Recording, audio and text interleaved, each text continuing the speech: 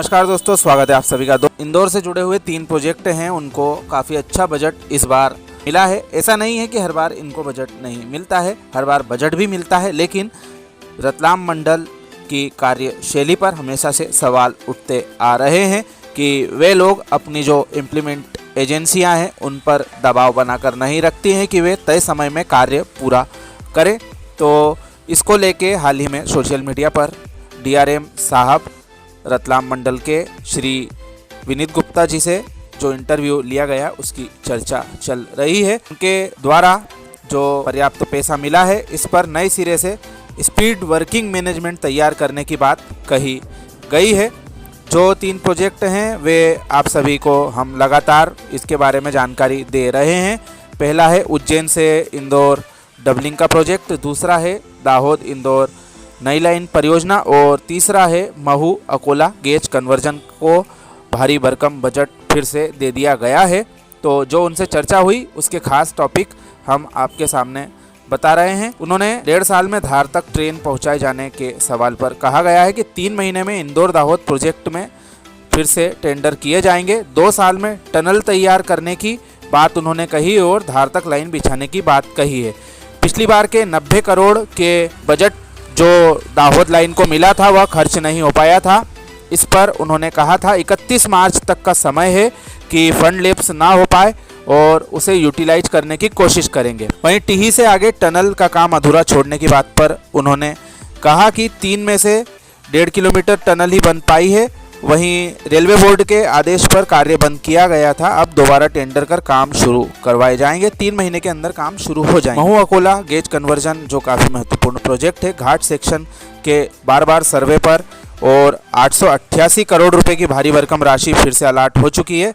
इस राशि के उपयोग पर कैसे क्या किया जाएगा इस पर उन्होंने कहा है कि महू के आगे के घाट सेक्शन का अलाइनमेंट बदल दिया गया है। जल्दी ही जो फाइनल लोकेशन सर्वे है वह पूरा कर लिया जाएगा। रेलवे बोर्ड की मंजूरी के बाद जमीन अधिग्रहण की प्रक्रिया शुरू की जाएगी। इसके बाद सेक्शन में टेंडर जारी किए जाएंगे। 1 साल में सनावत से मुख्तियारा बलवाड़ा तक लाइन का कार्य पूरा कर लिया जाएगा और नर्मदा पर ब्रिज बनाया जाएगा, उसकी भी टेंडर की प्रक्रिया जल्दी ही शुरू की जाएगी। यानी कि उनके अनुसार इस वर्ष में सनावत से मुख्तियारा बलवाड़ा तक ब्रॉडगेज लाइन का कार्य शुरू किया जाएगा।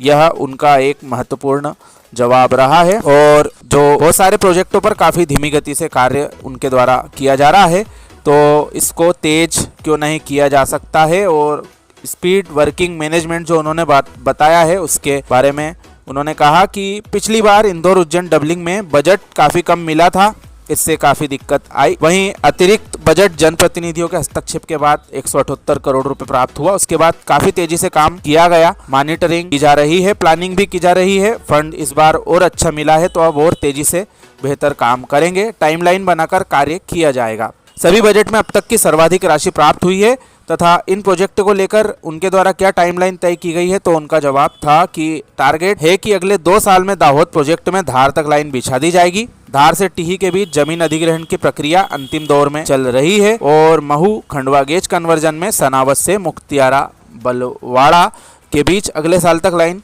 को बिछा दिया जाएगा। वहीं घाट सेक्शन का सर्वे फाइनल कर जमीन अधिग्रहण की प्रक्रिया को आगे बढ़ाया जाएगा। इंदौर देवास डबलिंग में अगले साल मार्च तक 90% का कार्य पूरा करने का दावा उन्होंने किया है और 1.5 साल में डबलिंग को पूरा कर लिया जाएगा। वहीं पूछा गया कि इंदौर देवास उज्जैन दोहरीकरण में पहले इंदौर से देवास के बीच कार्य होना था क्योंकि 140% दबाव है, रेलवे ने गलत योजना बनाकर कार्य किया गया। तो उनका जवाब था कि बिंजाना तक का कार्य देवास के पास तक का पूरा हो चुका है। इस प्रोजेक्ट में आने वाले समय में 90% कार्य पूरा कर लिया जाएगा। 1.5 साल में डबलिंग का कार्य पूरा हो जाएगा। सीधे तौर पर इस वर्ष उम्मीद कर सकते हैं कि जैसा डीआरएम साहब फरमा रहे हैं कि स्पीड वर्किंग मैनेजमेंट यानी कि रणनीति बनाकर कार्य किया जाएगा, टाइमलाइन बनाकर कार्य किया जाएगा।